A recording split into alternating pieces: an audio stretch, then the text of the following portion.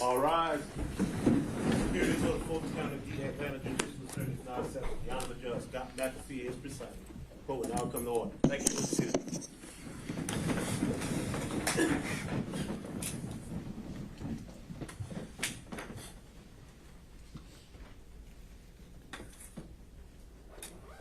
All right, let's go on the record with 23 SC 188947. Who do we have as lead counsel for the state today? Good afternoon, Judge Nathan Wade, Special Prosecutor for the state. Here present at the council table with me, I have Executive District Attorney Daisha Young, Deputy District Attorney Will Wooten, and Special Prosecutor John Floyd. All right, thank you, Mr. Wade. And for Mr. Chesborough, who's lead counsel today. Good morning, Your Honor. My name is Scott Grubman. I'm representing Mr. Chesborough, and with me I have co-counsel Manny Aurora. All right, and Mr. Grubman, have you received express authority to waive your client's presence today? All right. And who do we have for Ms. Powell? Brian Rafferty on behalf of Ms. Powell, Your Honor, and I have received express permission to waive her appearance. Okay, thank you, sir. All right, so just a few preliminary thoughts before we kick things off. To be clear, the scheduling order we entered for Mr. Chesborough earlier last week didn't contain any kind of a ruling on severance. So the plan would be to try to resolve as many of these issues as we can this week and to begin entering scheduling orders for the remaining defendants by either the end of this week or the early next week. So with that, is there anything else we should take up before diving into argument? Mr. Wade? Judge, the court had asked the state to be prepared to respond in its notice of the hearing, asked the state to be prepared to respond to a certain questions, a good faith estimate in terms of time, how many witnesses, and so forth. We're prepared to do that if the court would like. Okay, well, let's do that during your argument in response after we hear from defense on their motions. Okay. Okay, so I think just taking it alphabetically, there were two motions we'd scheduled to be heard today from Mr. Chesborough. So, Mr. Grubman, floor is yours, and I think the idea would be to try to limit this to 20 to 30 minutes. We'll see where the discussion takes us and go from there. Would Your Honor, would it be acceptable for Your Honor if me and my co-counsel, Mr. Aurora, there's kind of a natural split. I'd like to talk about the kind of groups of facts that will go to both of our motions, both the motion to sever counts and the motion to sever from Ms. Powell. I believe the court indicated you would want to hear arguments on both. And then Mr. Aurora will talk more specifically about the statutory factors, if that's okay with Your Honor. And it won't take we won't take up more time than any one of us would have. Okay, have at it. Thank you, Your Honor. Your Honor, I want to start off by saying we recognize this is a RICO prosecution.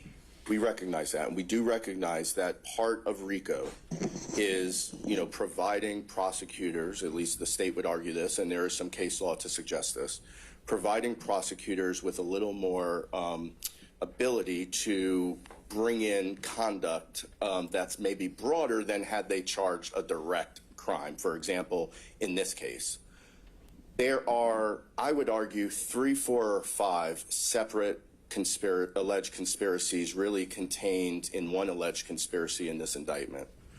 Mr. Chesborough is only concerned in terms of the evidence or allegations with what I'm going to call the alternate elector alleged conspiracy. The allegations contained in the indictment, and of course I'm not saying that I believe they are true, but accepting them as true, shows that Mr. Chesborough, at most, was only involved in that aspect of the conspiracy. Specifically, the allegations showed that Mr. Chesborough received approximately 18 emails, all in his role as an attorney for the Trump campaign, asked to opine on the application of the 12th Amendment to the United States Constitution and the Electoral Compact, and then several other emails. Most of those additional emails were simply transmitting the memos that Mr. Chesborough wrote that are alleged in the indictment, and one or two other emails to certain state officials discussing the logistics of how to go through the Electoral Compact. So that's what I'll call the alternate elector alleged conspiracy. Mr. Chesborough has been indicted as part of that conspiracy. He's alleged to be part of that conspiracy. Obviously, we will defend those charges, but that's conspiracy A, if you will. Then there are two or three other conspiracies. With all due respect to Ms. Powell, and nothing I say, of course, in this should indicate whatsoever that I'm commenting on the evidence against Ms. Powell. And I apologize, I know that's not Ms. Powell, but her representative, Mr. Rafferty. Ms. Powell is alleged to have engaged in a conspiracy, again, just accepting the allegations and the indictment is true, dealing with the computer systems down in Coffee County, Georgia. And those computer systems, as we allege in our indictment, Mr. Chesborough, or I'm sorry, in our motions, Mr. Chesborough is not even alleged to have undertaken anything, even remotely related to the Coffee County conspiracy, which I'll call it. Then there's a third alleged conspiracy. And that third alleged conspiracy, I'll call, I don't necessarily want to use her name because of the circumstances, but the poll worker conspiracy, where there are allegations that certain individuals named in the indictment went and tried to apply some pressure tactics to a certain poll worker that I believe works here, lives here in Fulton County. That is also a conspiracy that in no way, shape, or form involves Mr. Chesborough. And again, that's not my defense take on it. That's according to the allegations in the indictment. Now, again, as I started off, Your Honor, I understand that RICO does provide flexibility. What I would argue to the court, however, is that, of course, RICO does not overrule all of the rules and statutes and constitutional provisions that ensure that Mr. Chesborough not only has a speedy trial, which of course he's already demanded, but a fair trial. And Mr. Aurora will talk more about the detailed case law, but it's pretty clear here, Your Honor, that if this case were allowed to go to trial with either all 19 defendants, which obviously it seems like that's probably not going to happen, but even with just Mr. Chesborough and Ms. Powell, you're going to have two cases in one. You're going to have, and I'll be very interested to hear the government's good faith estimate of evidence and witnesses, but you are going to have days, if not weeks, God forbid, maybe even say months, given some experience in some other high profile cases that are happening in this building under the RICO statute. You're going to have weeks, if not months, of testimony just related to the Coffee County allegations. And because, I mean, if you've just reviewing the publicly available information related to the Coffee County allegation shows that at least how the state indicted it, it's a alleged wide-ranging conspiracy involving various people, involving very specific allegations about computer trespass and the like. And then you're going to have a full trial, same trial, but somehow you're going to have another full trial within that same trial about the alternate electors. Now, I suspect that the government is going to, or the state, I'm sorry, is going to say, well, it's all connected with the same purpose, and therefore it makes sense to keep all these charges together and keep all these defendants together. But, Your Honor, I would ask you to please keep in mind that the purpose that we're talking about here, I mean, I guess you can say the purpose is to elect Donald Trump president.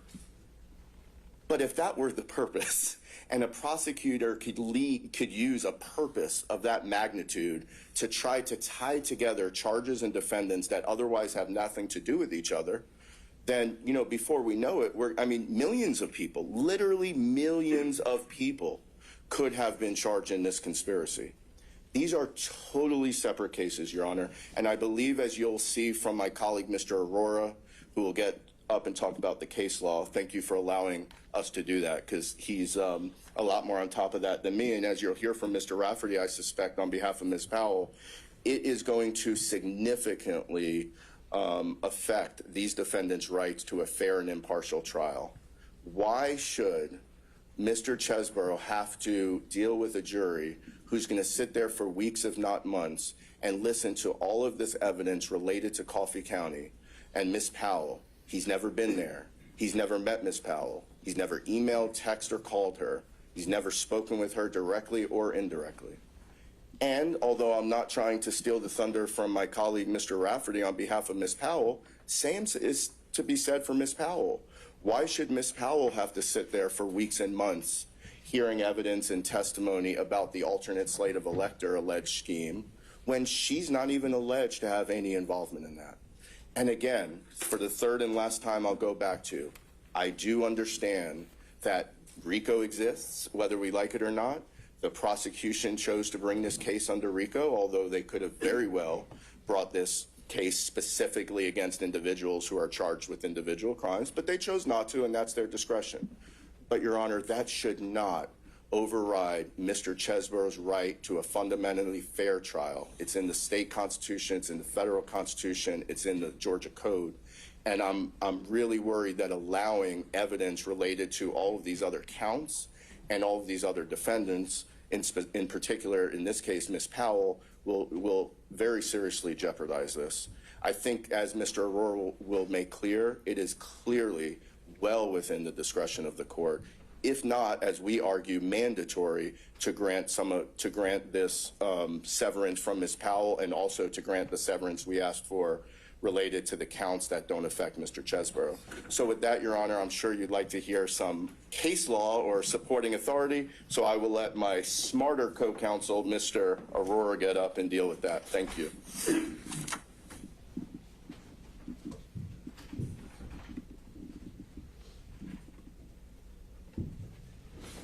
Good morning, Your Honor. Which motion do you want me to address first, the severance of the counts or the parties? Yeah, why don't we dive into the severance of defendants? I think that's the one that we might have more to talk about. All right. Well, I think, Your Honor, when you were a DA, probably battled against each other on some of these types of issues, trying to get severances together, but that was in another lifetime, I guess. I've tried to put most of the case law that we've got that's in the briefs, because in the end, I'll give you some more 2023 cases that just came down a couple weeks ago, both federally and in the state system. But in the end, I think a fair assessment is it's your decision. I mean, there's nothing that says if X then Y or if Y then Z. It's just basically you're going to have to weigh the options. Is it my voice or is it ringing? There might be a little bit of a feedback. Okay. So with regards to the severance, with regards to Ms. Powell, I'll go ahead and start the court off with Henderson versus State, and I've highlighted it for the state. And may I approach, Your Honor? Sure. That just came down about 2.5 weeks ago. And if you go towards the second to last page on the back, I've highlighted that for the court and for opposing counsel. So as you'll see at head notes 40, 41, and 42, like it says, everything's basically in your discretion. But in this case that just came down a couple weeks ago, what we were talking about is sort of highlighted in regards to sort of similarly the facts in our case, right? The first issue is going to be, is there going to be any confusion about the evidence? Are there conflicting defenses, antagonistic defenses? And in the end, is there going to be confusion as far as that goes? There will not be any antagonistic defenses because the two people don't overlap at all in the indictment or any evidence that I've seen. The issue is going to be what's the confusion, and one of the remedies is obviously jury charges. And in your case, the question becomes how many jury charges can you bring, can you provide to the the jury, as far as trying to understand all these types of things. So this case that I gave you is a RICO case involving gang-related type charges. And what it basically says is those two people were charged with the same crimes. And in the end, the court didn't sever those matters. We don't have that here right out of the gate. There's no antagonistic defenses, so I'm not going to get into factor 3. There's really just overflow and spillover as far as that goes. And so the question is, is the evidence against Ms. Powell going to impact her? And the reason I say that is we're charged in the RICO and then 6 predicate acts. The predicate acts only deal with the elector slate as far as who filled out the electors, was that fraudulent or not. With regards to what happened in Coffee County, you're going to have a ton of other charges from witness intimidation, computer hacking, fraud, that has nothing to do with Mr. Chesborough. The other thing you look at is, are these other pieces of evidence going to be similar transactions potentially, which wouldn't be in this case because they have nothing to do with one another. There's nothing similar about it. So when the government argues that it's RICO and we get to bring in anything in the kitchen sink, I think the cases that I'm going to cite you, there's a couple more also from 2023 that talk about, yeah, you can bring in everything, and it's mostly been like gang RICO type cases or some type of violence that's out there. It still gives you an out based on what you think. And the reason I bring these up is in all those cases, everybody's charged with the same things. Here, they can argue that it's a similar activity, but not to speak for Ms. Powell, but essentially from what I understand from the public record is she was fired before this conspiracy actually even started up because she said something that was supposedly crazy and the Trump people got rid of her, and whatever she did was sort of on a lark on her own as far as Coffee County goes. That's just my understanding from the public. Again, I just want the court to focus in on what type of evidence would come in against Ms. Powell versus what we're charged with, which is solely paperwork and legal opinion on 3 different memos and some emails. So with that, I'll approach the court on a RICO case that dealt with drug dealing that just came down in the federal courts in March of this year. It's out of the 9th Circuit. Again, I've highlighted everything that I believe to be relevant with regards to this case. Mr. Rowe, what's the site on that? The site will be 2023 Westlaw 2620418. And if Your Honor would look at just above head note 7, it's going to be about 3 or 4 pages in. I realize the bottom of my pages have sort of been cut off, but it would be if you just fold over 3 pages, and I've highlighted it. And so again, there they talk about co-defendants being charged in conspiracies and, you know, why there's a joinder in these matters. But again, factually speaking, if you look at it, the charges are the same against each person, and then the severance isn't necessarily going to change anything as far as that goes. And again, I know I'm repeating myself, but we don't have similar charges. It's completely different if you look at the indictment as far as that goes. Again, I'll emphasize, we are charged solely with the elector portion and the ballots that they filled out that were sent up to Washington, D.C. versus Ms. Powell isn't charged with any of that. She's charged with, I guess, computer fraud and some other things as it goes to Coffee County.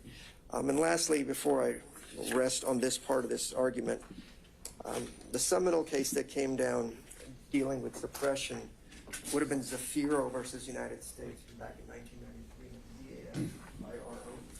Again, highlighting that, Your Honor. And this also is a drug conspiracy because almost all the RICOs and the conspiracies, unfortunately, have dealt with drugs and violence, and this is sort of an outlier or a case of first impression for all of us here. And if Your Honor goes to the head notes that are labeled 8, 9, 10, 11, 12, and 13 on the 3rd page over, they talk about the risk of a fair trial in this situation. Again, in Zafiro, they didn't grant the severance because the parties were interacted, and they just mostly talked about antagonistic defenses because one co-defendant would say the other guy did it, I didn't know anything about anything. But they also talk about what evidence could have been admitted that wouldn't be considered against someone else. And so in our position is, if you look at Georgia case law, it talks about would they be similar transactions so they could come in or some other vehicle. None of that exists here in this case. And like Mr. Grubman said, they're essentially different mini conspiracies within this entire RICO Act. And so what evidence are you pointing to that's inadmissible in your trial than would be in another? With regards to Ms. Powell, we would object to a lot of that stuff because it would impugn our character as far as being associated with somebody, which they'd have to prove. Now, granted, it's admissible if we're going to trial together, but you would have to give limiting instruction after limiting instruction after limiting instruction as far as that goes. And at some point, if we're going for a week or a month or however long the trial is, I don't want the baby to get thrown out with the bathwater. That's why I'm emphasizing. We are charged with sort of the intellectual part of this case, right? We wrote some memos talking about how the ECA and the 12th Amendment works, and that's a separate motion we filed that we'll need to take up in the future about those issues. And then specifically in Georgia, we sent 2 emails to the head of the Republican Party as alleged. That's it. In the RICO counts, there's 160 some odd overt acts. As the court knows, there's an overt act, which doesn't have to be a crime, and there's predicate acts. We are not labeled as having committed any predicate act in the RICO conspiracy in this case. We then have 6 substantive counts, all that deal with whether the electors are fraudulent or not, and whether they filled out the paperwork was forgery or not. That's essentially all of it. With her, you don't have that. You've got what happened in Coffee County as far as, did we have computer fraud, computer trespass, did we intimidate people, were we suppressing the vote, things like that, that, you know, I've read about and I've seen the public atmosphere which is going to come up. That has nothing to do with us. Our whole point is, we were 1,000 miles away from here. We wrote intelligent memos based on our experience in the Gore versus Bush campaign, which we also worked on. And we basically said, if there is a valid underlying offense, then the ECA and those arguments that I'm making could be valid. We had nothing to do with the actual shenanigans, allegations, whatever, in the state of Georgia necessarily themselves. And that's where I'm trying to distinguish it. Because you could very easily say it's just 2 defendants, so there may not be a confusion of who's what, but you're essentially running 2 trials simultaneously in here. And so I don't think giving limiting instructions with me objecting to all of it is fair. And I think that's what Zafiro and some of the other cases talk about. And I brought those up because even though they ruled against us and everything, the analysis was relatively sound. And in the end, it says you can do what you wish because there is no specific X then Y situation. So that would be my argument with regards to Ms. Powell. So let me unpack a few of those because so under the kind of traditional 3-prong metric we're looking at, one of the recurring themes is spillover evidence. And if you're saying that essentially what we've got are 2 different trials or 2 different conspiracies that have been joined under this umbrella, and you've said that Mr. Cheesebro never even interacted or knew Ms. Powell in any way, where's the spillover there? If they've actually never interacted and these counts are entirely separate, as you keep kind of pointing out. Well, the spillover is essentially, I mean, we can't hide sort of the elephant in the room that sort of overglosses all this stuff. I don't know what evidence the government's going to try to present with regards to how they prove the RICO conspiracy or the knowledge or those types of things. What I'm saying is, yes, there's going to be separate evidence going up against Ms. Powell, but at some point, the sheer volume of it all, there's going to be sort of a connection. We're sitting at the table together, and that carries a lot of weight. Your Honors, one of the very few judges that's done a ton of trials as far as that goes, and you know the impact that's going to have as far as that goes. There's just a reality. I don't know if there's a legal theory that says it out there, but you and I both know that's going to happen. And I'm not discounting that it might be, you know, obviously inconvenient and burdensome, and it might take a lot of time. But do we have any case? You cited to the Price case, Yes, I think, as a reversal of a denial of severance. Yes, sir. Have there been any other cases in the 43 years since then where a denial of severance was reversed? It's incredibly rare. I haven't found it. I'm sure somewhere in this country that's happened as far as that goes. But what I was trying to say is severance traditionally, even like when you and I interacted, is in a group of 3 or 4 people accused of committing a crime together, specifically you murdered this guy or you sold these drugs, you did this. It's not you sold drugs, you murdered on a separate day, a month apart, whatever it might be. There's a time lag here. There's a completely different set of facts that go with it. There's no interaction or knowledge as far as the parties go. So there's no way for us to presume how much damage that the evidence against one person might eventually spill over regardless of the instructions. And that's what I cited to you in the Griffin case, you know, out of Georgia from 2000 by the Supreme Court. It's a decision you have to make. I can't presume any of that, but having a ton of experience, you having a ton of experience in trials, you know that that is a substantial risk as far as impacting a fair trial, because her charges are way more provocative versus the boring old charges that we have as far as just sort of the paperwork type situation. And that's what I worry about, because it tinges on racial issues, voter suppression, all those kinds of things are going to come up, you know, based on what's happened in Coffee County. And that scares the heck out of me. So are you saying that in line with Price, I think the way Price has been distinguished over the years is one defendant had overwhelming evidence and the other defendant didn't really have much. Are you saying there's a defendant here who has overwhelming evidence as compared to your situation? Well, I don't have discovery yet, so I can't necessarily say. I can just base it on what I think the evidence is going to be. I don't know if I'd call it overwhelming. It's completely different, and I'm sure there's going to be a ton of it from what I've seen in the the TV coverage and the public media as far as people speaking out on Coffee County. Whereas on our side, we'll have intellects talking about, is the ECA constitutional, is it not? What is the 12th Amendment? I mean, frankly, Judge, prior to this case, I didn't even know what the 12th Amendment was because I'd never even thought about it. I don't know if anybody in this room had really thought about it, or the ECA. It was just people vote and somehow it all works out. And so I've had to learn a lot of that stuff. It's just a completely different trial. I think you can see that in sort of reading just the indictment in itself. And that's the fear. At some point, do we just sort of mix it all together and stop paying attention? I don't know. And then how many limiting instructions are you going to give in this case? Is it going to be before every witness that comes up against Ms. Powell, which of course I'll have to object to, is not relevant to us, and impeaching and all these kinds of things. And so I just think it'd be easy to have a clean trial. It'd be a much shorter trial, in my opinion, as far as that goes. So that would be my position, and I'll let Mr. Rafferty address it, and then I can address the second issue. Why don't we just go ahead and, since you're up, we'll talk about severing counts, because that one I wanted to make sure I understood exactly what you were asking for. Are you saying there should just be a redacted indictment if you proceed to trial alone? Or are you saying that the state shouldn't be allowed to introduce any evidence other than what Mr. Chesbrough has specifically been charged with? What I'm asking for is a redaction, and we typically do that on cases where, you know, we have hearings on certain charges or a co-defendant falls out. If there's multiple murders or multiple drug deals, you sort of block it out. I don't know how else to phrase it except for maybe a severance of counts. We have 7 counts. I get it. I don't necessarily think they're related, but I'm not going to challenge that because the law is weak on those issues.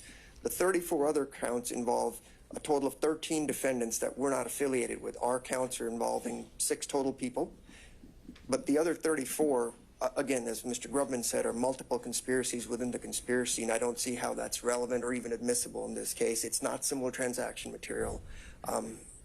So I'm just asking it to be redacted, I guess, if that's the correct word, because we're not being judged on those counts, so we shouldn't be telling the jury all this kind of things, just like you'd redact some of the names in the indictment.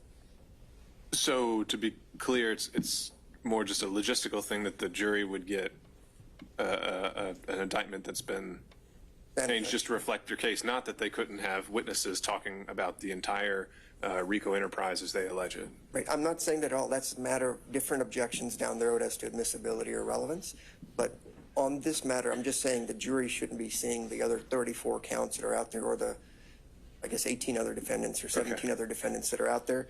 I did cite Durden as far as your discretion, but that's, again, more about counts I've been charged with, trying to sever, you know, something apart. We don't have that time distinguishing. All our actions are within basically 2 weeks, so I'm not going to waste your time with that. I'm just saying what the other 34 counts deal with, the time frames are different, the people are different, the charges are different, and so I would just like a sanitized indictment, whether we go alone or with Ms. Powell, as to those counts, because I think the court can see, obviously, there was some prejudice there, having to read off a 98-page indictment when only, I think, 6 or 7 pages apply to us.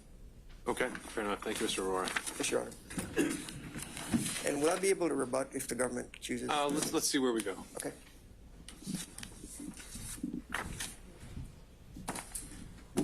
Good afternoon, Your Honor.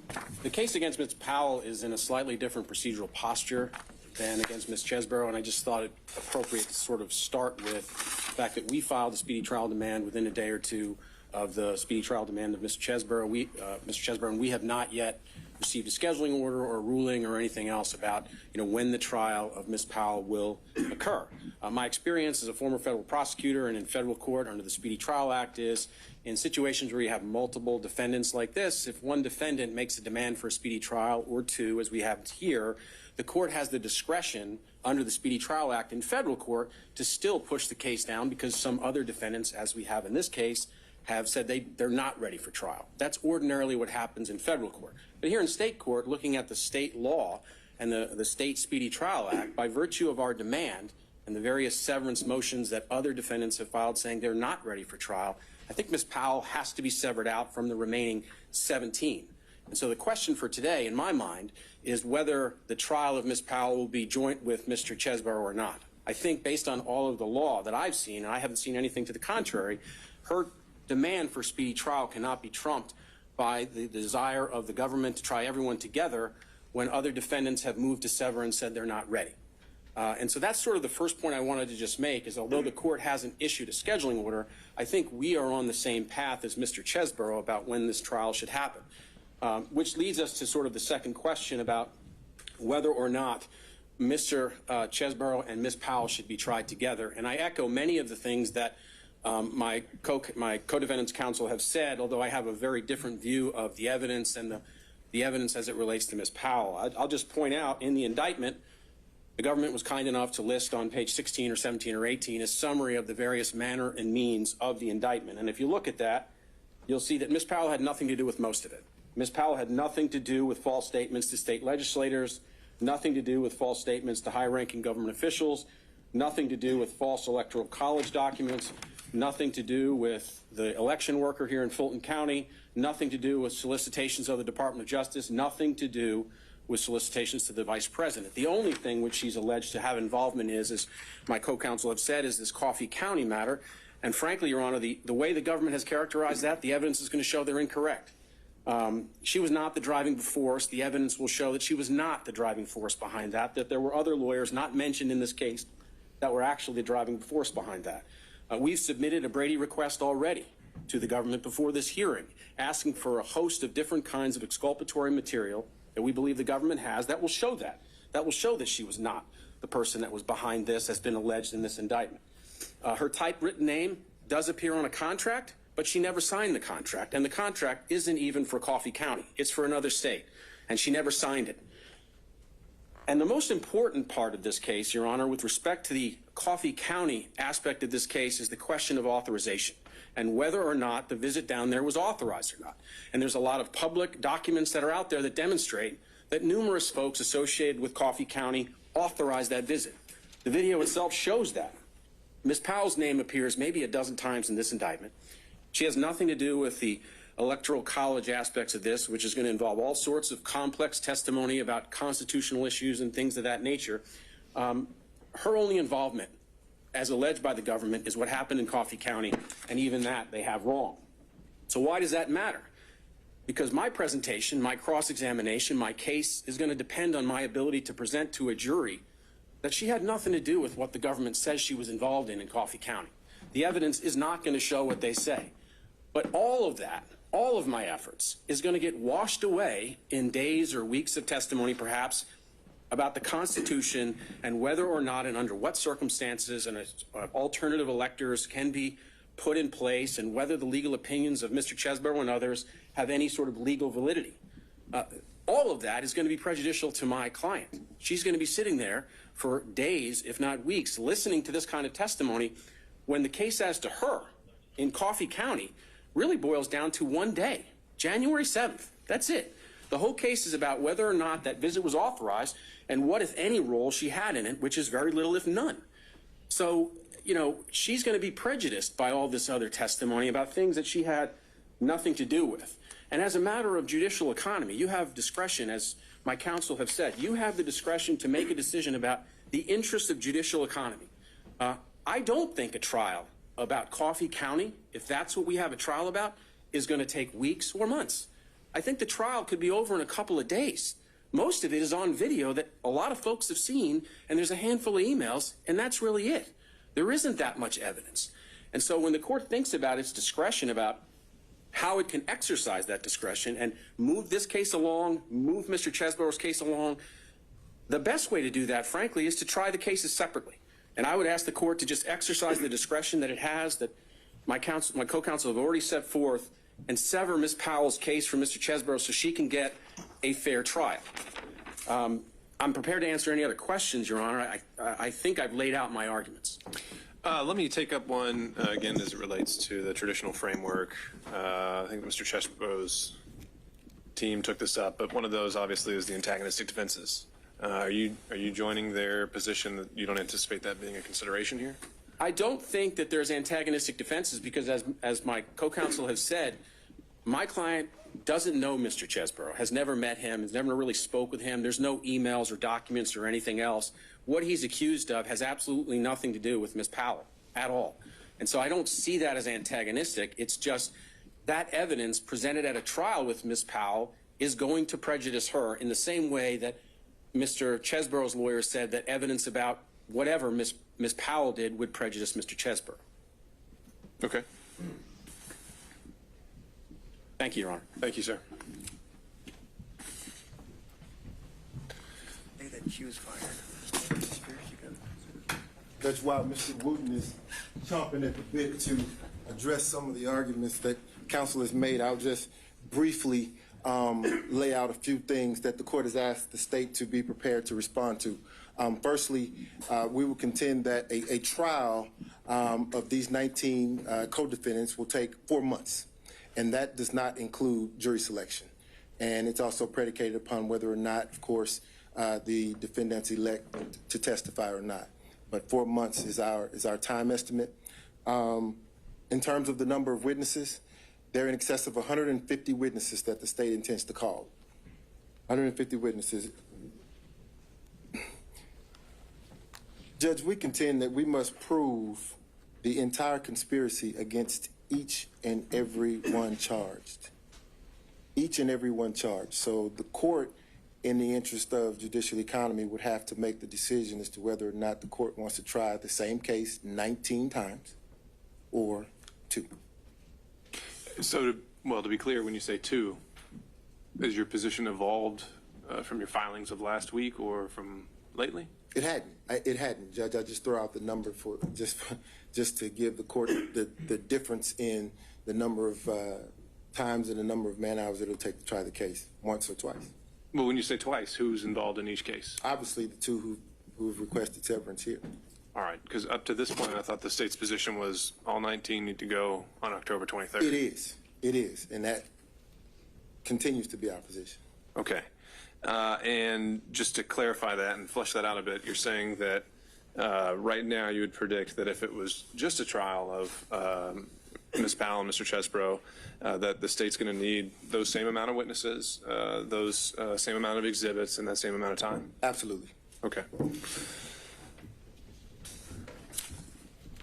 Your Honor, for my portion, I do have a PowerPoint. How does the court prefer that I do that? Well, I think we'd have to get you on the Zoom call so you can share a screen. Okay. Just a moment. Do you have a link for that? I do not, Judge, but All right, let's see if we can email you that.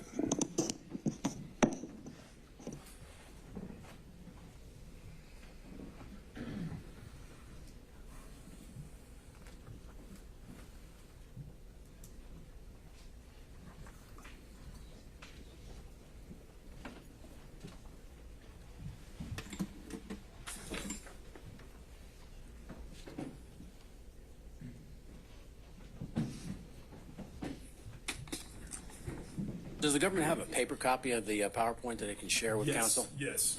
While I'm waiting on that email.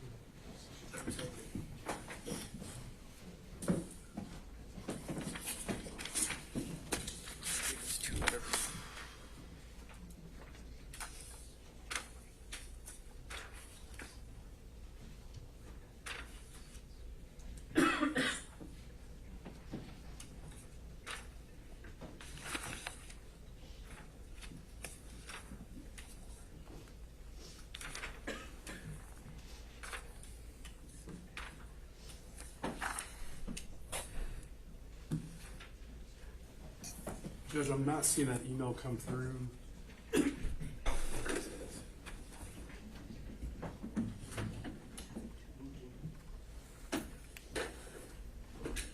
Just hold another minute.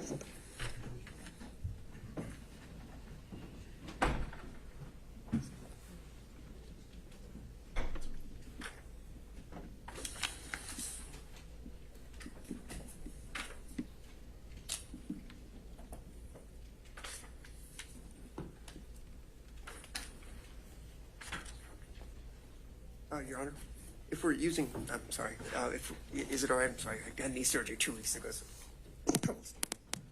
could we just make the PowerPoint an exhibit if the government's going to use it to the record? We want to make it an exhibit? That's I would ask objection here with this S1. No objection, Your Honor. All right. And do we have an extra copy for Ms. Smith? We could share ours. I can share with Mr. Rafferty if they don't have an extra copy. So you can Judge, I did have a copy for the court, but I could convert that to an exhibit if the court prefers. Sure.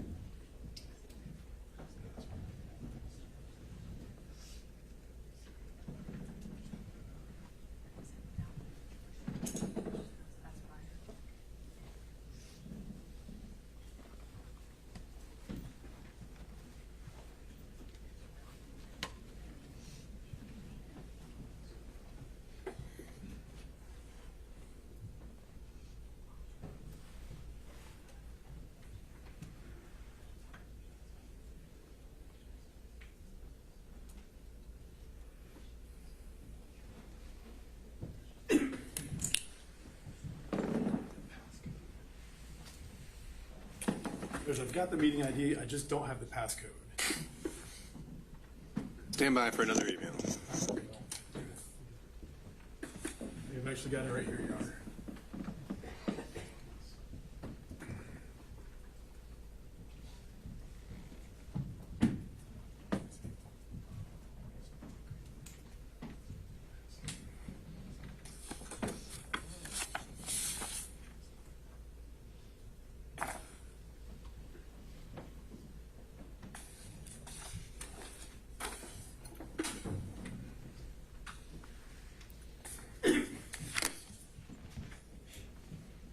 Judge, may I go ahead and share screen?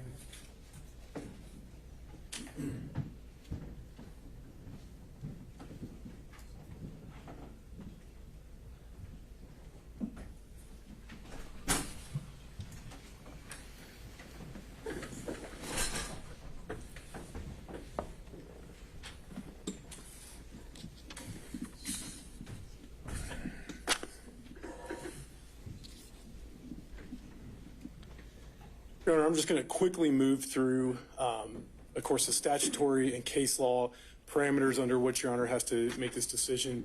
1784A, of course, states that when two or more defendants are jointly indicted, such defendants may be tried jointly or separately in the discretion of the trial court. And our case law, we're relying on Collins versus Estate, 312 Georgia 727. Three factors to consider are the likelihood of confusion of the evidence in law, the possibility that evidence against one defendant may be considered against the other defendants, and the presence or absence of antagonistic defenses. And I guess the position of the other side is that neither is saying that three is an issue, that there doesn't seem to be any antagonistic defense. Of course, neither the mere presence of an antagonistic defense nor the possibility that a separate trial will give a defendant better chance of acquittal is sufficient to sever.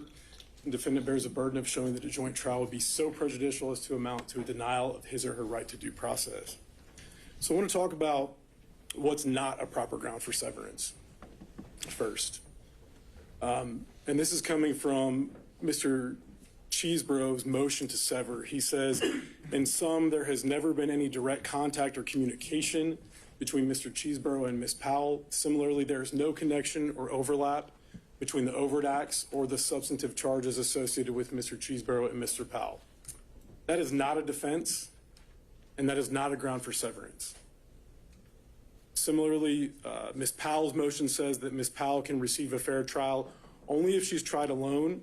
The prejudice that would inure to her from a lengthy trial with any of those she was not involved with and about the vast number of events she had no knowledge of or connection with would deny her due process. Again, not a defense, not a ground for severance. Turning to case law, Lowry versus the state, 347 Georgia App 26, a 2018 case. Nothing in Georgia's RICO provisions requires that Lowry, the defendant in that case, have participated in or even been aware of all the alleged acts of racketeering activity committed in connection with the common enterprise. Thompson versus the state, also Georgia Court of Appeals. None of the provisions of the Georgia RICO Act requires that each defendant in an enterprise have full knowledge of all facets and elements of the enterprise and all of its members or actors. And likewise, the federal courts agree. This is an 11th Circuit case, 1996, United States versus Castro. In proving the existence of a single RICO conspiracy, the government does not need to prove that each conspirator agreed with every other conspirator, knew of his fellow conspirators, was aware of all the details of the conspiracy, or contemplated participating in the same related crime. And so we've heard a lot from both defendants about they didn't know the other people. They were located thousands of miles apart. They didn't even know that the other parts of the conspiracy were going on. But the case law is clear that that does not matter. Of course, anytime a person enters into a conspiracy, they are liable for all of the acts of all of their co-conspirators. And that's it. Evidence against one is evidence against all. And as Mr. Wade noted to the court, the state's position is that whether we have one trial or 19 trials, the evidence is exactly the same. The number of witnesses is the same.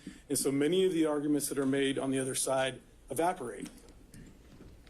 I want to look at the cases that were cited by Mr. Cheeseborough in his motion. Griffin versus the state, that's a case where severance was properly denied. It is not a RICO case. Brown versus the state, another case where severance was properly denied, not a RICO case. Baker versus the state, severance was properly denied, not a RICO case. Padgett, severance properly denied, not a RICO case. Jones versus the state, severance was properly denied, also not a RICO case. Zafiro versus United States, federal case. Again, severance was properly denied. That was not a RICO case. Henderson, which we just received just now, that was also not a RICO case. Severance was properly denied. Mr. Cheeseborough points to a couple of cases in his motion where a conviction was reversed on appeal. And as the court pointed out, in those cases, what the appellate courts found was that at trial, the evidence against one defendant was minimal, almost nothing compared to the evidence against the co-defendants. And so it was just fundamentally unfair that there was all this evidence that applied to one, very little that applied to the other, and the jury may have been confused. Look at Defendant Powell's list, and most of these are the same, so I'll click through them. Again, same cases, most of them severance properly denied, none of them a RICO case, and the ones where a conviction was overturned on appeal, again, it came down to insufficient evidence at trial. The evidence against the defendant named was just so minimal compared to the evidence that was pertinent to the other defendants charged. And of course, conspiracy cases, and more specifically, RICO conspiracy cases, are different. And that's why we point out that all of those cases relied on by the other side are not RICO cases.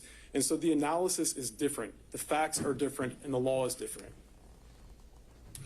Looking to our Georgia courts, Pasha versus the state, 273 Georgia App 788, 2005 case. Each actor in a conspiracy is responsible for the overt actions undertaken by all of the other co-conspirators in furtherance of the conspiracy. Willingham versus the state, Georgia Supreme Court case 1995, where there's sufficient evidence of a common scheme or plan to commit a criminal offense, joinder is authorized.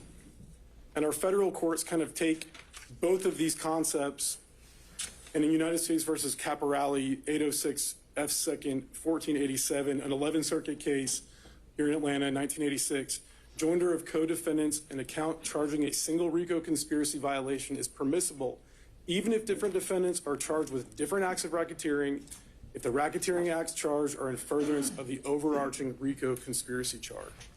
And in our case, the state's theory of the case, and as laid out in the indictment, each and every one of those 161 overt acts charged, and all of the offenses charged from count 1 to count 41 were all in furtherance of the same overarching RICO conspiracy, which was to unlawfully affect the outcome of the 2020 election in the state of Georgia.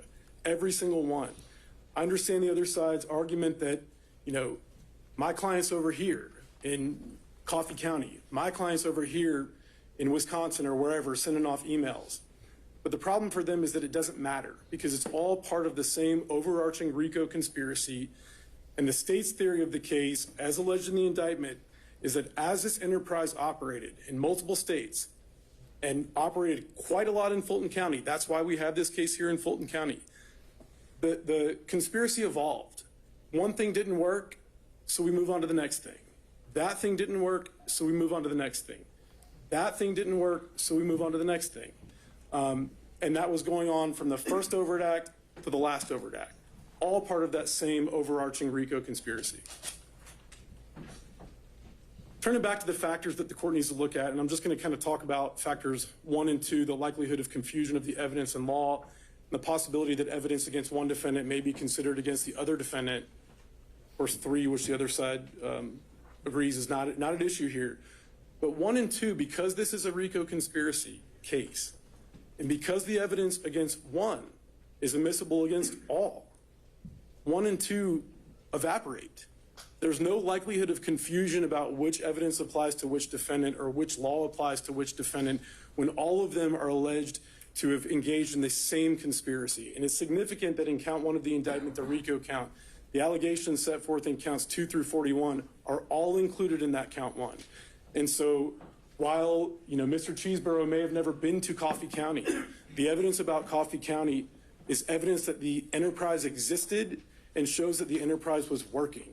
And because it's a conspiracy case, Mr. Cheeseborough is liable for what happened there, and it's admissible evidence.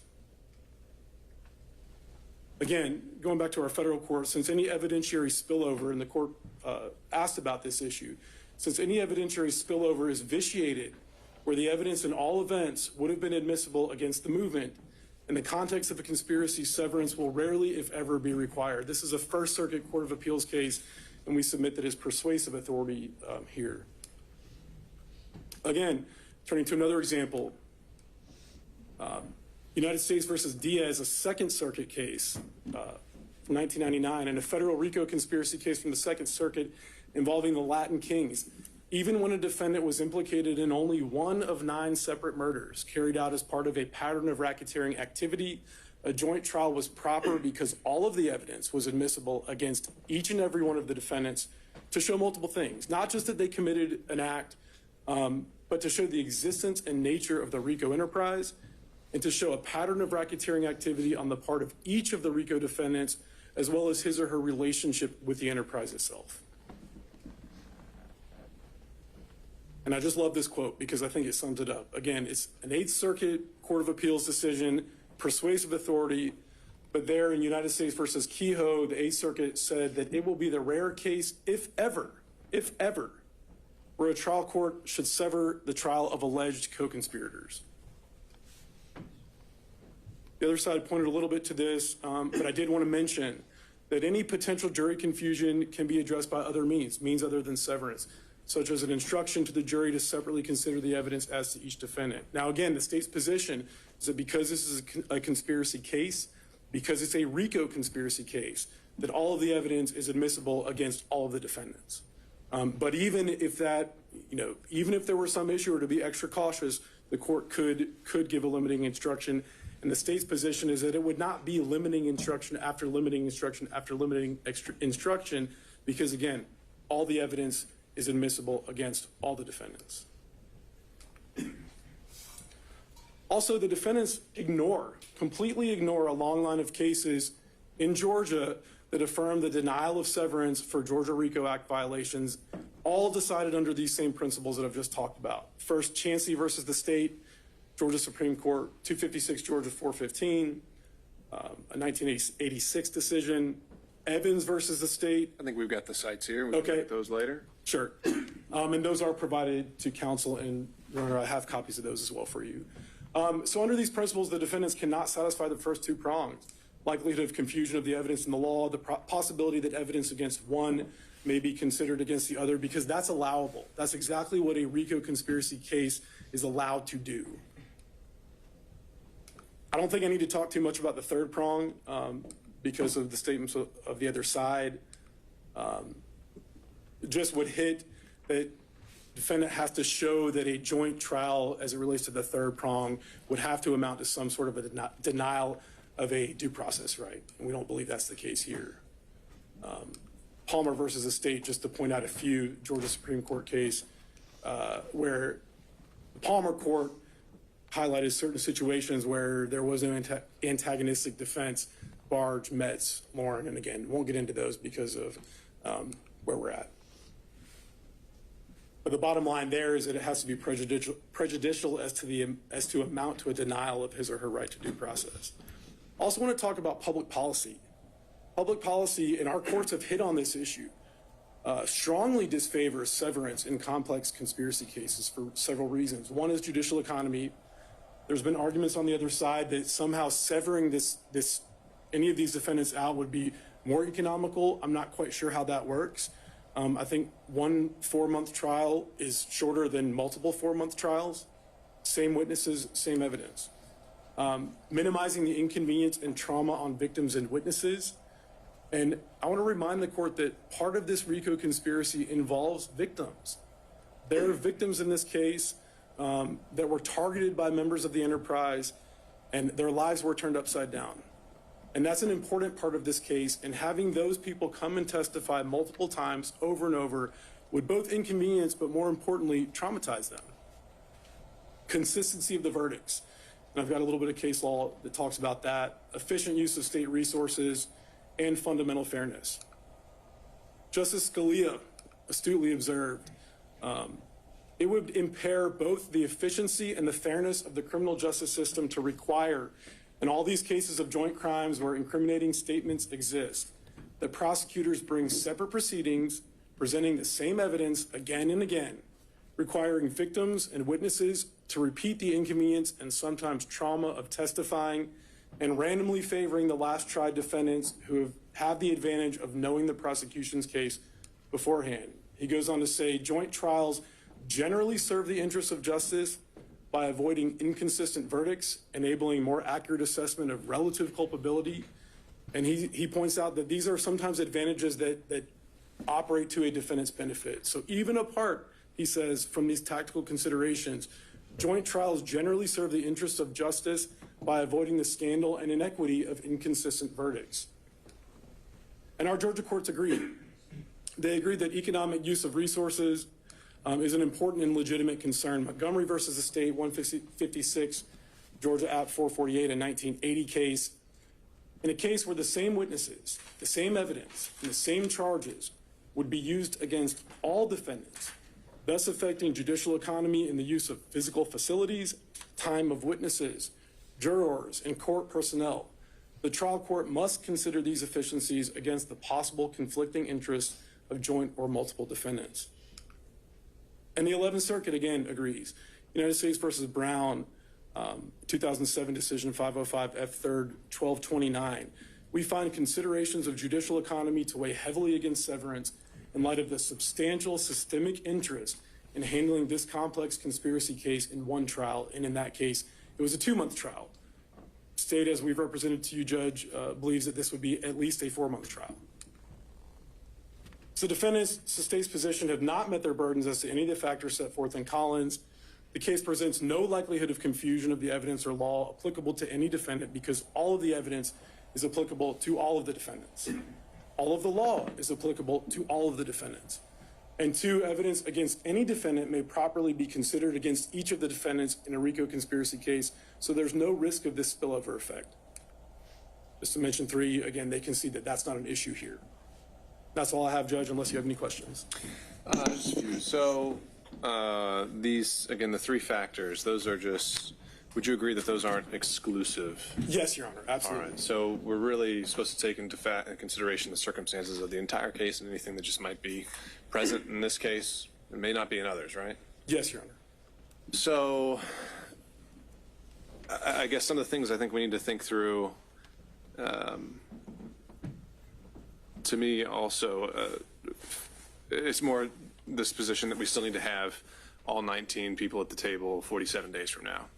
And maybe this is something, if you need to tag team in with somebody else on the council, one of the first things I kind of want to talk through is potentially how removal affects this. So I know your estate is currently litigating this issue with multiple of the co-defendants in federal court. And while that's happening, until a decision is made, we can't issue a judgment of conviction here, right? Yes, Judge. Now, no matter how Judge Jones rules, isn't either party going to have the right to appeal that ruling? That is correct, Judge. Our position is that both sides would have the right to appeal. And so the 11th Circuit could take any idea of how long to weigh in? As long as they need to. Right. So it could potentially, even optimistically, be a 6-month turnaround just for the 11th Circuit to come up with a decision, right? Yes, sir. So if it's a 4-month trial that starts in October, we're potentially sitting at a point where we've presented the entire state's case, maybe even the jury has returned a verdict, but we can't enter that judgment of conviction until the 11th Circuit comes to a decision. Is that kind of the scenario we're playing out here? Judge, I think... Excuse me, we can have a moment, Judge.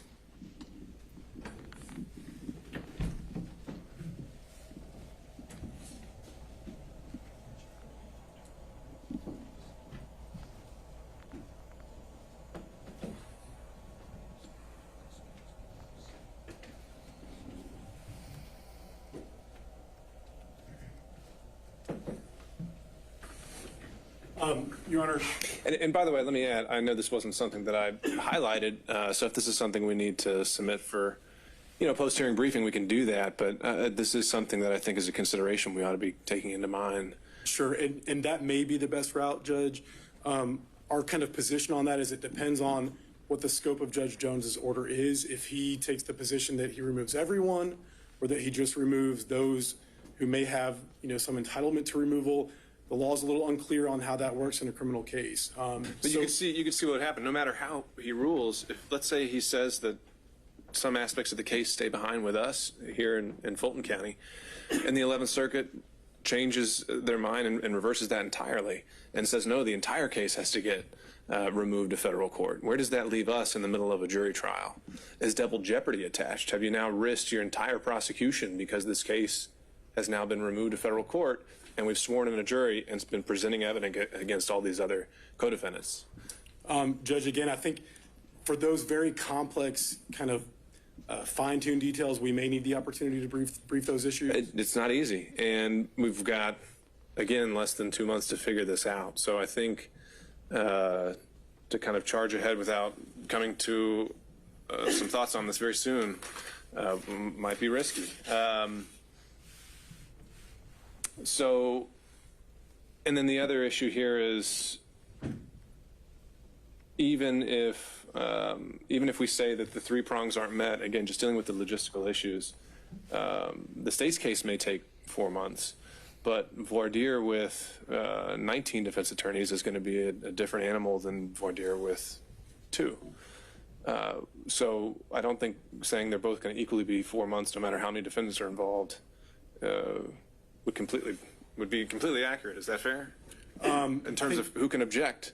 Just at any particular question that's asked, the sidebars that are requested, just the sheer physical limitations if one attorney gets sick.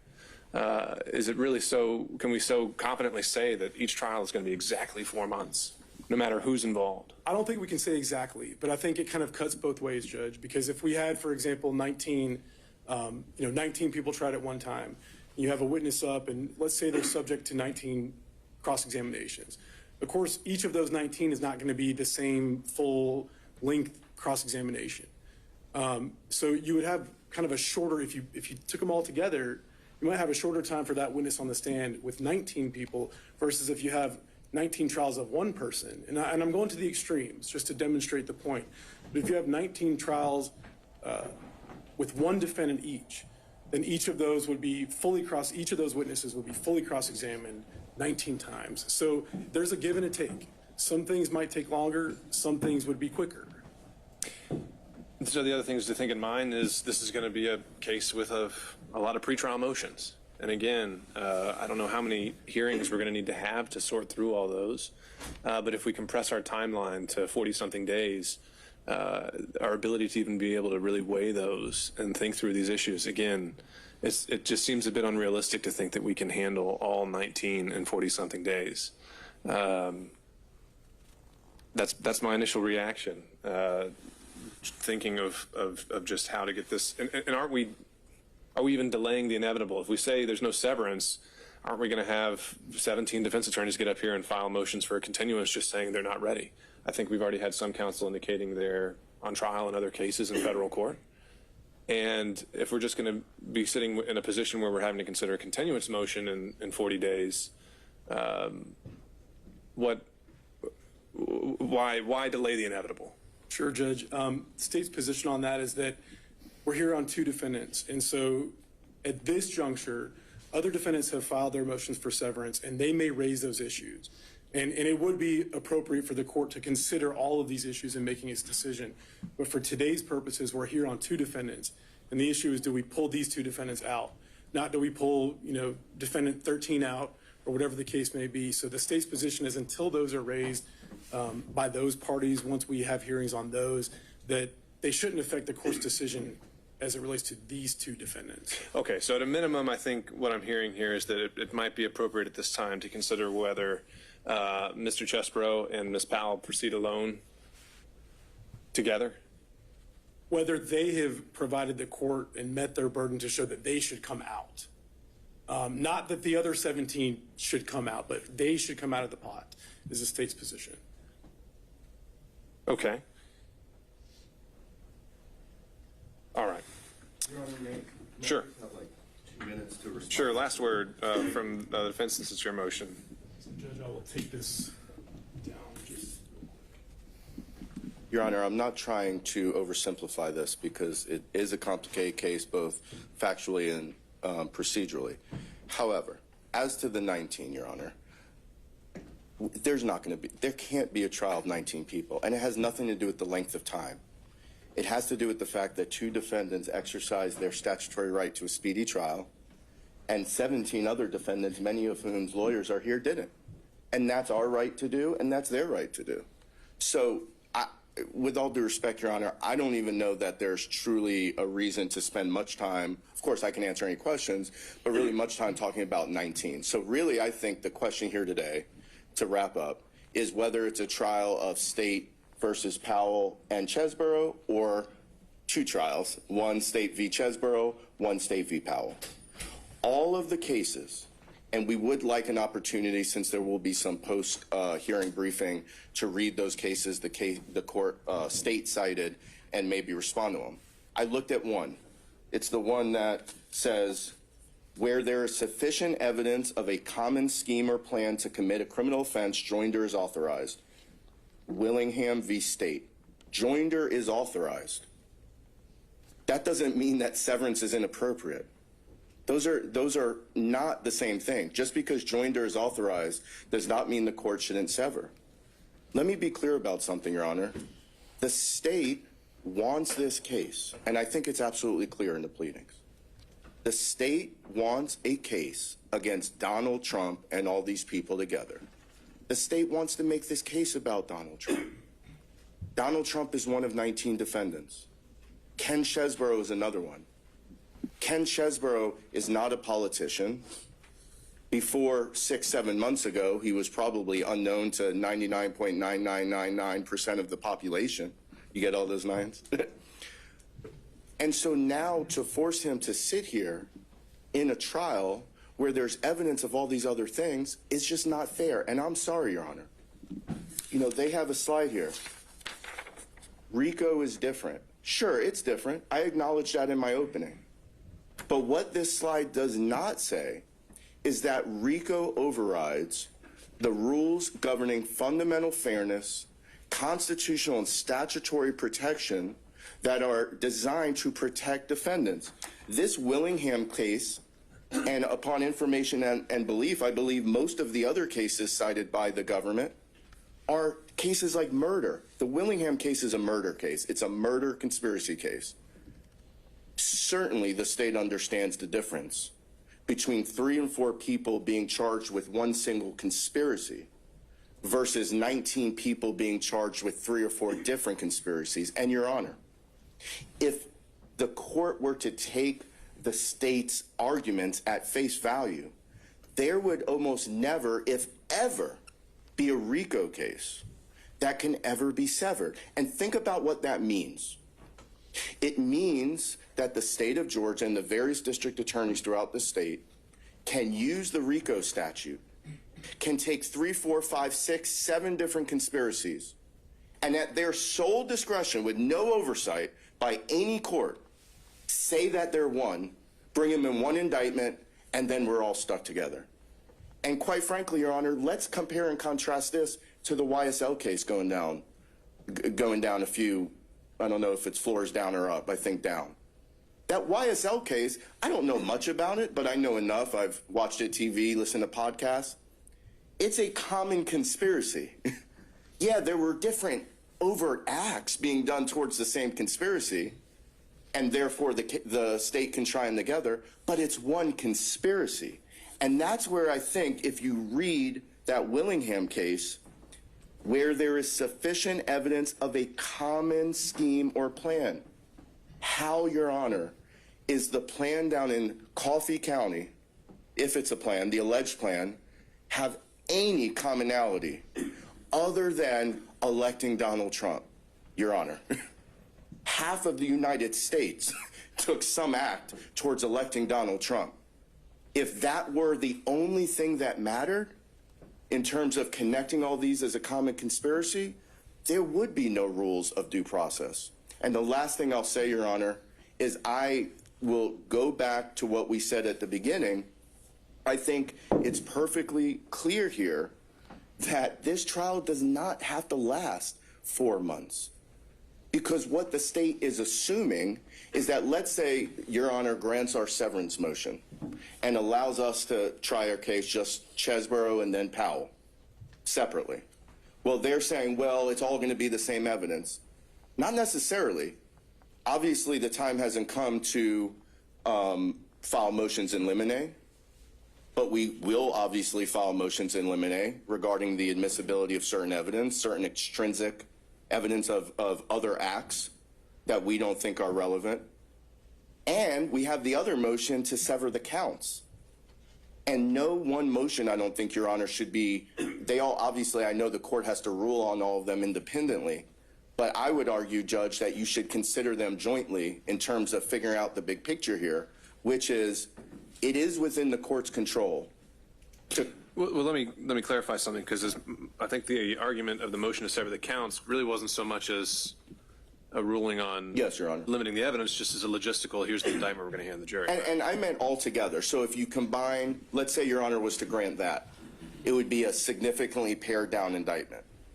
Then, assuming that we're going to file motions in limine that kind of track the same type of arguments, right? The things that I know Your Honor is not going to rule on this until we file it, but you might expect that if Your Honor grants a motion that says, all right, these 50 things in the indictment don't get read to the jury, it's probably a pretty good chance either way that we're also going to file a motions in limine to say that evidence of those things that have nothing to do with Mr. Chesborough also can't come in. Your Honor, the bottom line is the state cannot be allowed to call something RICO and the rules are out the window. It wasn't what the General Assembly intended. It's not consistent with just basic principles of due process and fundamental fairness. With that, Your Honor, unless the court has any questions, we appreciate it, and I reserve the remainder of my time to the extent there is any. Mr. Rafferty? Very briefly, Your Honor, I just want to, we've beaten the dead horse as it relates to your discretion about granting a severance between Mr. Chesborough and Ms. Powell. But the first point I made, I think, remains, and that is Ms. Powell has filed a demand for a speedy trial much in the same way as Mr. Chesborough. Many of the defendants, as counsel has indicated in the courtroom here today, their lawyers have filed motions to sever. And I don't think any of the case law or anything that the government has cited here today trumps my client's right to a speedy trial. She has asked for a speedy trial. She filed it timely, just like Mr. Chesborough. Therefore, I think At a minimum, her case is severed from the remaining 17. It must be severed because none of the cases that the government cited point to the idea that all of those considerations trump the statutory rights of my client to a speedy trial. So, you know, we can see what post-briefing comes in about severing Mr. Chesborough from Ms. Powell, but I don't think there's any dispute at this point that Ms. Powell and Mr. Chesborough are severed from the remaining 17 based on our demands for speedy trial. All right, thank you, Mr. Rafferty.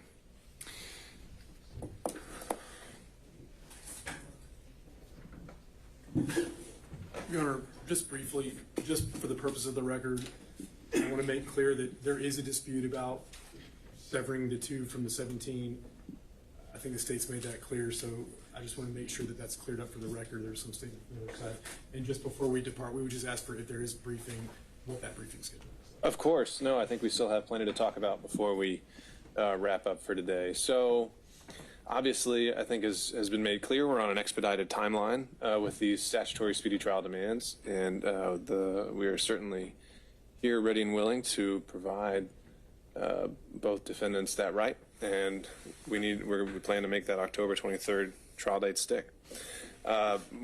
With that in mind, I don't know if we're always going to be able to have the luxury of pre-hearing briefing and post-hearing briefing, and some of these issues may require a little more exploration than others. This one, I don't think is one of those. When it comes to the question of whether to sever Ms. Powell and Mr. Chesborough, I certainly agree that there are always guardrails, and that RICO, as indicted, can't just be used to do anything, but it is broadly construed, and those guardrails are found in those 3 factors. And the 3 factors traditionally that we've gone through really don't seem to be at play here. We don't, for one, the antagonistic defense issue is conceded. Both parties are going to be claiming they have no idea who the other is and won't be pointing the fingers at each other. I think the argument that they're charged in 2 separate kind of silos of charges strengthens the idea that there won't be confusion amongst the jurors and there won't be spillover evidence. So really the strongest thing that I'm hearing, and I don't think it's invalid, is that it's going to be kind of a matter of inconvenience and potential added expense to have both defendants sit together.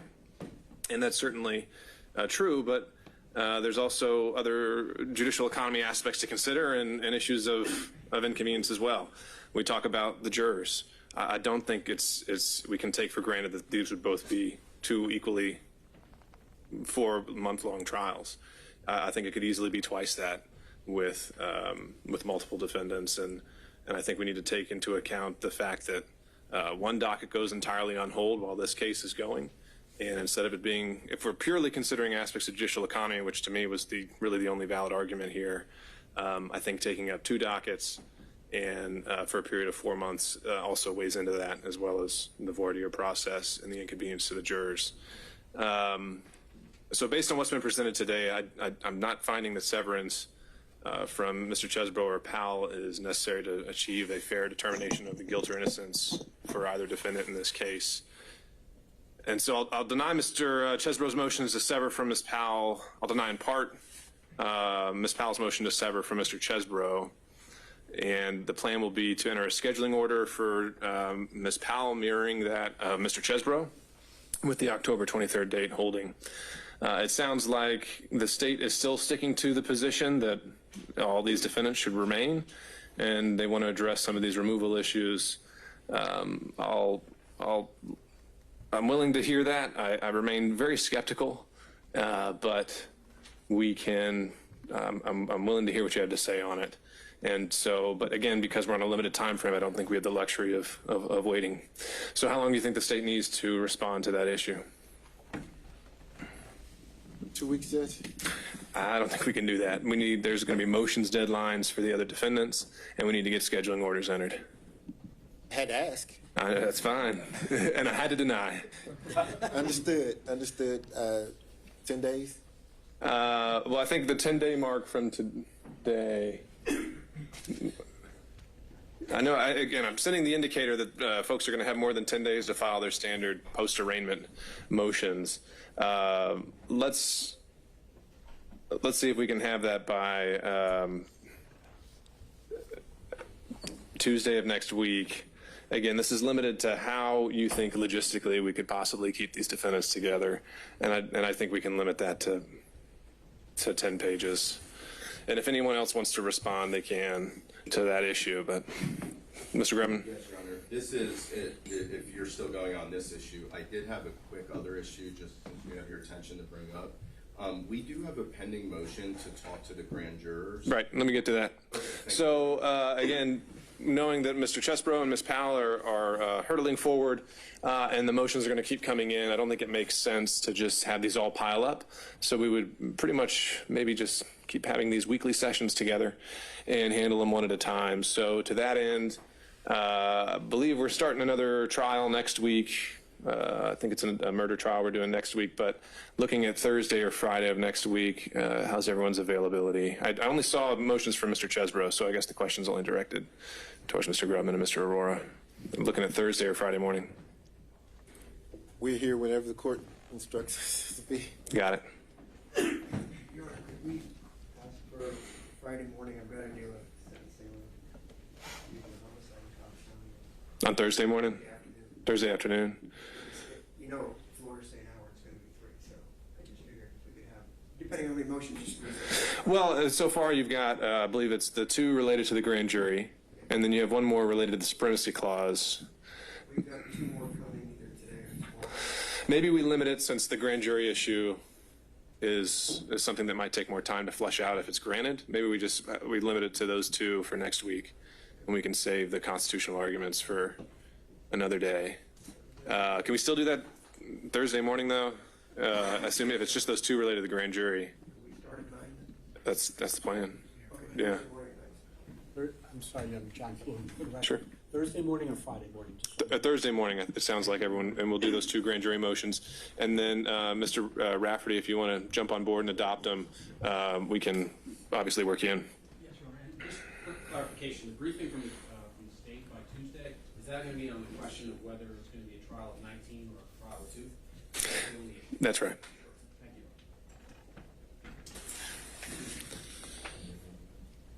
Nothing else from Mr. Chesbro at this time, Your Honor. Okay, thank you, Mr. Grubman. Anything else we should address since we're all here together? Real quickly, Sir, yes, sir. some of the lawyers for some of those other defendants are in the courtroom may well have interest in the issues and the arguments that the government makes about whether it's a trial of 19 versus a trial of 2. So are those other lawyers permitted to submit some kind of briefing in response to whatever the government says? I think that would be fine. I think some already have. I think folks have already been submitting severance motions saying that they're not ready, that there are conflicts, and so that might very well suffice. But certainly, I'm not going to foreclose that opportunity if they want to be heard in more detail. So we'll send out an email to everyone indicating as much. And relatedly, then on Thursday morning, would we potentially have some discussion of that motion as well, that briefing? We can. Again, I think by then I'm hoping to have already ruled and issued some scheduling orders because we need to get that clarity so we can focus on what lies ahead. Anything else? No, Your Honor. Okay. Anything from the state? No, Judge. All right. Thank you all. See you next week. Thank you, Judge.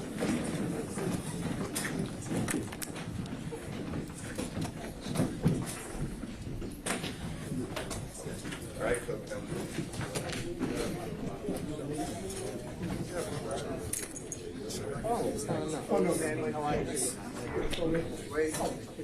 Walk around. You can do it in 3 weeks.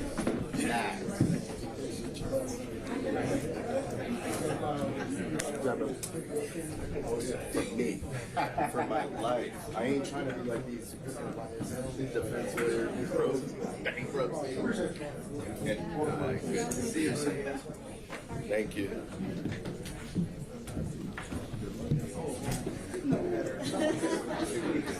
All right, have a good one.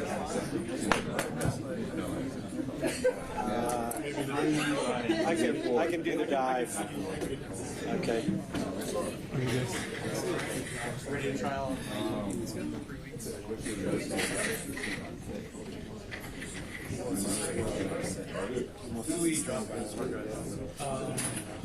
Yeah, understood.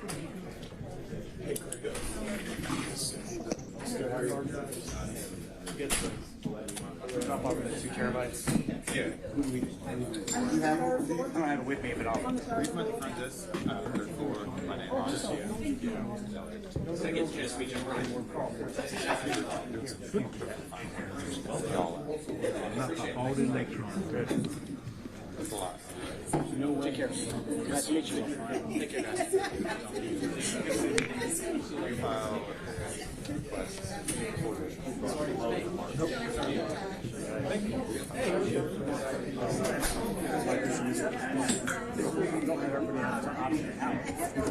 Yeah.